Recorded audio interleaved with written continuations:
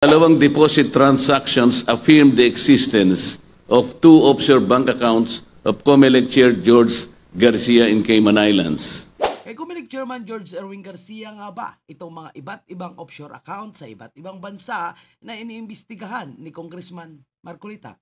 Yan po ang tanong nating mga ordinaryong Pilipino. Ngunit sa presko na ginawa po ni Congressman Marcolita, mas tumindi, mas lumalim po ang kanyang ginawang investigation. At may napatunayan na ba itong si Congressman Marcolita?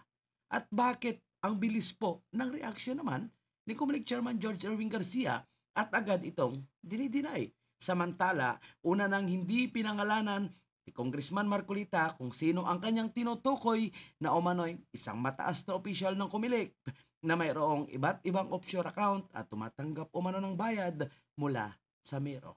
Ito po, panoorin natin para malaman po natin. And sabi nga ni Congressman Marcolita, kayo na po bahala kung mag-decide. Alright? Magsimula po tayo dito sa Singapore Hub. Yan po makikita ninyo. As a background, sinabi po niya na nung tayo po ay magkaroon ng press con noong July 9, ang sabi po ni Chairman Garcia ay 2 weeks na po niyang na uulinigan itong sinasabi niyang demolition job na meron daw white paper na lumabas. It is intended to as a demolition job. Kung makikita po ninyo, yung mga dates na sinasabi, kung talagang demolition job po ito, bakit naman po kinakailangang magkaroon ng mga closing ng accounts, for example, sa Singapore Hub? Makikita po ninyo Standard Chartered. Merong personal savings account, kinlose po on June 28, 2024. So parang 2 weeks yung sinasabi niya na meron daw demolition job, pero actually on June 26, tayo po ay nagpalabas ng press release na sinasabi natin meron po tayong naaamoy tungkol dito. So ito mga kababayan po natin talagang kaduda-duda ha.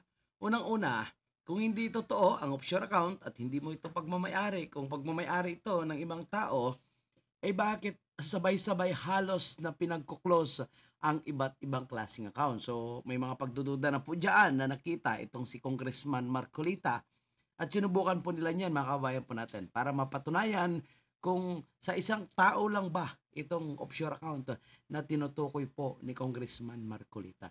So obviously, dahil pinasara, pina-terminate ang iba't ibang account, may gusto po silang linisin at pagtakpan. So bakit naman po tumatama na nag-close ka agad on June 28, 2024, yun po ay local Singapore bank transfer. Pero sasabihin ko na po ito, OCBC Bank po yan. Yung personal foreign currency account kinlose on June 25. International bank transfer ang ginawa pero RBC Bank po yan. Yung personal foreign currency private banking account nag-close on June 25, 2024. International bank transfer ang ginawa nila. RBC Bank din po yan. Hong Kong and Shanghai Banking Corporation, mayroong personal foreign account kinlose on June 28, 2024, local Singapore bank transfer ang ginawa pero HSBC Bank po yan. And then yung personal savings account na na-close on July 15, 2024, local Singapore bank transfer po ang ginawa. Bank of Singapore. OCBC, personal savings account, July 15, 2024 nung i-close, local Singapore bank din yan, Bank of Singapore. At saka yung personal foreign currency account nag-close noong July 1, ang ginamit international bank transfer, Scotiabank ito. Hindi ko na muna po sasabihin sa inyo, yung pagkakatransfer po ng lahat ng mga accounts na ito ay itinransfer sa mga pangalan ng foreign sounding names.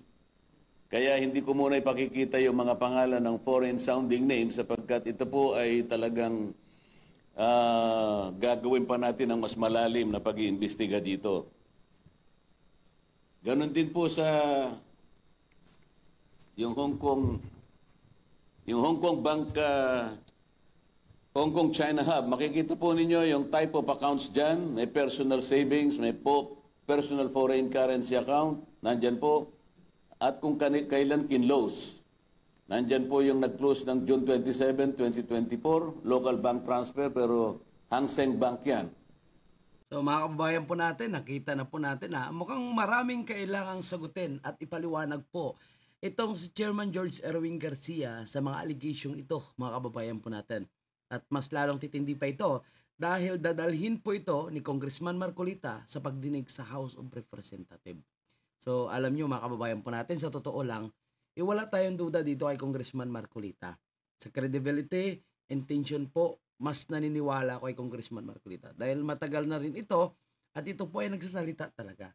Kapag may nakita po siyang kabalbalan o anomalya, yung kaduda-duda po na ginagawa ng nasa gobyerno natin, si BBM nga, di ba?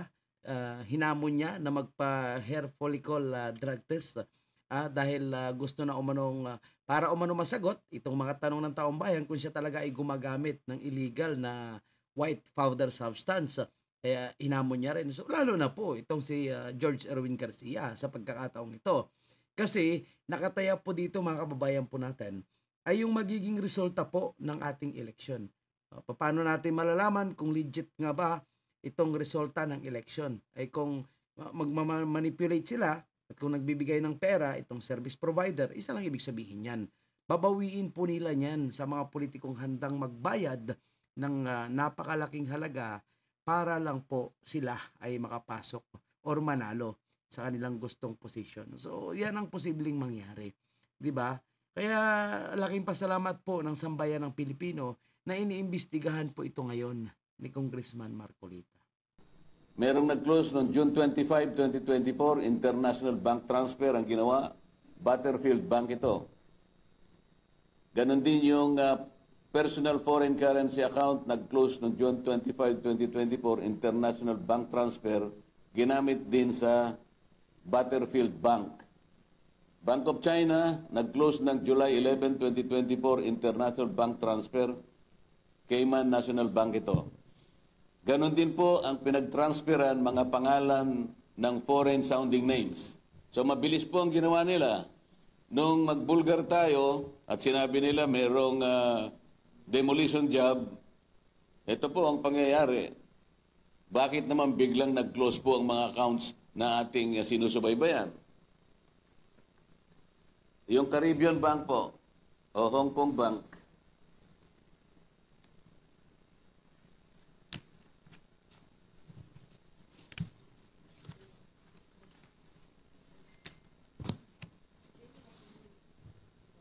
Caribbean, nandyan po, makikita ninyo yung napakarami, ano? Yung sa Bahamas, dalawang bangko po yan, makikita ninyo, at kung anong type yung account, ano? Hindi ko na po babasahin, malinaw naman yan. Pero tingnan ninyo kung yung status ng kanilang pagka-close, merong July 10, ayan po, makikita ninyo, international bank ang ginamit. Ang tindi, ano? Sabay-sabay na pinagkuklose ang mga account.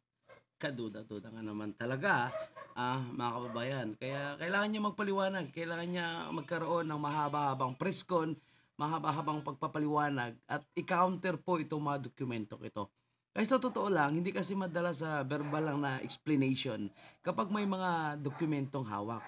Kagaya nitong hawak ni Congressman Marcolita. So kailangan niya talagang tapatan ito ng mga dokumento rin para mapatunayan niya o ma-justify na hindi sa kanya itong mga offshore account at kung totoo ang sinasabi niya na ito ay mga paninira lang. Kasi tandaan natin mga kababayan, lumapit po itong si George Erwin Garcia sa NBI para humingi ng tulong. Pero anong sabi ni Congressman Marcolita?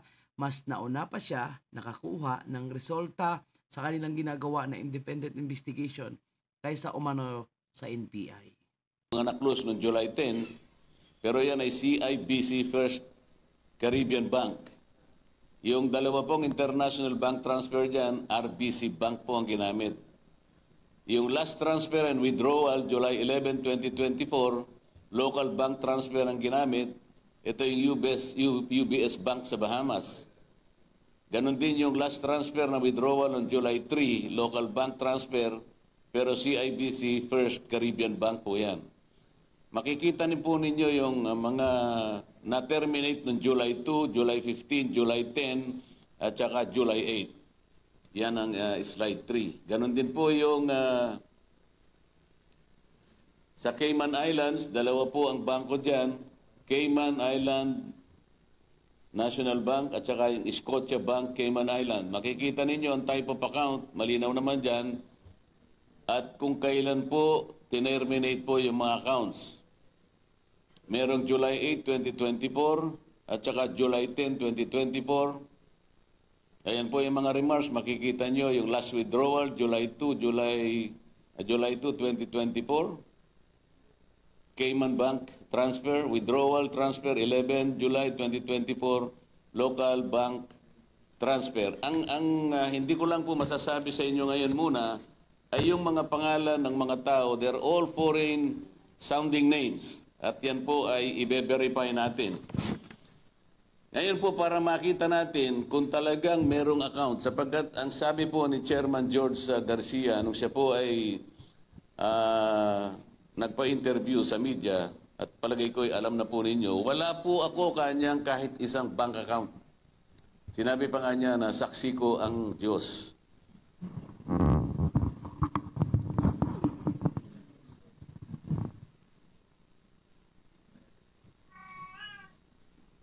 Ayan ha, ginamit pa nga ng ating chairman ng COMELEC na umano'y ang pangalan ng Diyos at sinasabing saksi pa umano ito. Anyway, yung kanyang pag-react pa lang nung una pa lang, kaduda-duda na po yan.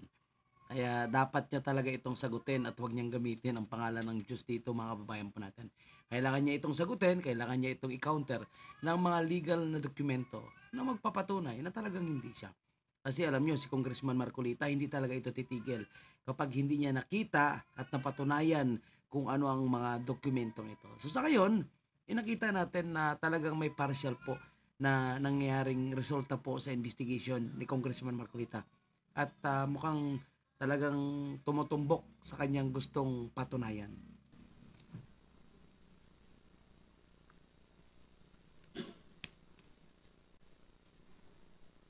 Ipakita na natin yung slide 5. Yan po yung slide 5. Makikita po ninyo na yung aming volunteer sa New York nag-deposit po ng $100 sa account number ending 0550. Mamaya po sasabihin ko ano yung complete number na yan, pero dyan po makikita nyo 0550. Ang may pangalan po, George Erwin Mojica Garcia. Ang address po niya nakalagay dyan, Siang Grand Tower, Peria Street, Unit 43B, Legazpi Village, Makati City. Yung slide 6 po. Slide 6, nag-deposit din yung volunteer natin sa New York, $100 dun sa account ending 8562. Mamaya babanggitin ko yung buong account number nito. Tingnan po ninyo yung pangalan, George Erwin Mojica Garcia. Nako po, mga kababayan po natin, talagang pangalan mismo ni George Erwin Garcia ang lumalabas sa mga bank account na ito. So, paano niya ito mapapasinungalingan? Dahil mismo yung bangko po, yung naglabas mismo ng patunay at pangalan niya mismo yung lumabas dito, mga kababayan. Kaya niya ba itong panindigan? Kaya niya bang i-deny ito? Ito, napakasolid na ebidensya ito ni Congressman Marcolita, mga kababayan. Kaya kayo po, mukhang tayo, mukhang mapapaisip na po tayo kung ano po yung magiging resulta ng eleksyon. Mukhang mas pipiliin natin ng tao ngayon na magiging manual counting na lang po kaysa dito sa automatic machine. Ang address pareho rin, Siang Grand Tower, Peria Street, Unit 41B, Legazpi Village, Makati City. Tingnan po niyo yung slide 7. Sa slide 7, hindi ko na po pinakita yung account nung aming volunteer sa New York, hindi naman kailangan yon. ang total niya sa baba, kailangan malaman nyo, 556.41. Pero dito, lilitaw na lang, 456.41. Yung balance niya bago po siya mag-deposit ng 200 accounts. Nandito po yung original sa akin, pero ni-redact ko na lang para hindi niya na makita. Pero ang pinagmulan, $556.41, yun po yung kanyang natitirang balance bago niya i-deposit yung $200. $100 it's in two accounts named to George Erwin Mojica Garcia. Kaya po lilitaw sa bandang taas, kung makikita po ninyo, meron kasing mga fee na $40 each. Kaya may $80 na fee. Kung aalisin po ninyo yung $280, kasama yung 200 tsaka yung 80 na fee, total $280, alisin po ninyo sa 556.41, kaya po ang balance niya $276.41. Ano po ang significance nito? Kung makikita po nyo, yan po ay Chase of Business. Yan po ay isa sa platform nung isang US-based institution, a reputable bank, na kung tawagin po ay JP Morgan Chase and Company. Yan po ay consumer and banking subsidiary ng isang reputable, world-renowned banking institution based in America. Kaya po yung mga transaction records na generate po ng Chase for Business ay masasabi nating authentic and untampered. Ito po kasi ay platform that will allow individuals and business to conduct online international wire transfer to banks and other financial institutions outside the United States, including the Cayman Islands. Makikita niyo po dyan na malinaw na yung dalawang deposit transactions affirm the existence of two offshore bank accounts of COMELEC Chair George Garcia in Cayman Islands. I think this is very conclusive. Ayaw ko nga gamitin yung I think. Kayo na po ang humusga. I think Chairman George Garcia had to do a lot of explaining today. Kung yan po ay may papaliwanag niya, nasa sa kanya po. Ngunit, ayan po ha, mga kababayan po natin, napakatinding hamon ito ni Congressman Marcolita. At tayo nga Congressman Marcolita, napakaraming kailangan i-explain po ni COMELEC Chairman George Erwin Garcia. At nasa kanya na po kung ma-explain at maipaliwanag niya po ito ng maayos. At syempre, dahil dokumento po yung mga ipinakita ni Congressman Marcolita, syempre kailangan niya rin na ipakita ay yung kanyang mga dokumento na magpapatunay na hindi po siya ang nagmamayari nitong offshore account sa Cayman Islands. Dahil napatunayan may mga dokumento na pinakita po itong si Congressman Marcolita. So ang tanong po dito kung paano po nila ma-authenticate itong pagiging legit ng mga dokumentong ito. So diyan na po maglalaban-laban itong dalawang ito. At patuloy pa rin ito na dinideny mga kababayan po natin na COMELEC Chairman George Erwin Garcia at sinasabing hindi sa kanya itong mga offshore account at ginagamit lamang umano ito, parte po ng black propaganda, demolition job laban sa kanya. Anyway, ako po ay talagang mas may tiwala ako dito kay Congressman Marcolita. At naniniwala ako, nalalabas talaga ang katotohanan kung ano po ang tunay po ng status nitong isyung ito. At alamin po natin yan. Magpapatuloy po tayo na magbibigay ng update para sa inyo, mga kababayan po natin. Kasi alam ko ang isyung ito, maglalaho ito na parang bula. Kapag nasasangkot kasi yung mga matataas na opisyal na nasa gobyerno natin ngayon, alam nyo naman yung mainstream media, pilit nila ito pinagtatakpan. So 1-2 araw lang, nila yun, ipapatrending nila yun. Pagkatapos, magkikreate na naman ng mga panibagong issue, itong nasa gobyerno po natin, para kunwari ma-divert na naman at mawala yung issue. Tandaan po natin, ang pulburon video, dahan-dahan nilang winawala. Di po ba? ang 20 million na pinakain po nila sa kanilang mga elite na bisita sa SUNA, so gusto nilang walain yan. Ang pagtanggal ng 75 po na police personnel ni Vice President Sara, so hindi natin dapat kakalimutan po yan. At syempre, itong 5,500 na umano'y flood control na patsi-patsi lang pala ang kanilang ginagawa.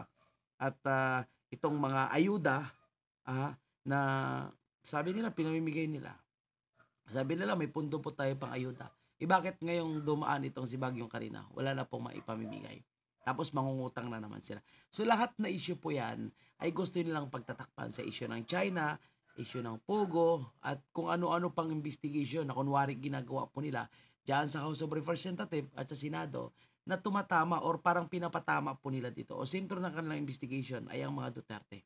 Alam nyo na, dahil ito ang gagamitin nilang panakip sa mga scandalous issues ng ginagawa ngayon ng nasa administration. Okay, so yan lang muna yung ating update. Maraming salamat at huwag kalimutan mag-follow, mag-subscribe mga kababayan sa ating social media platform.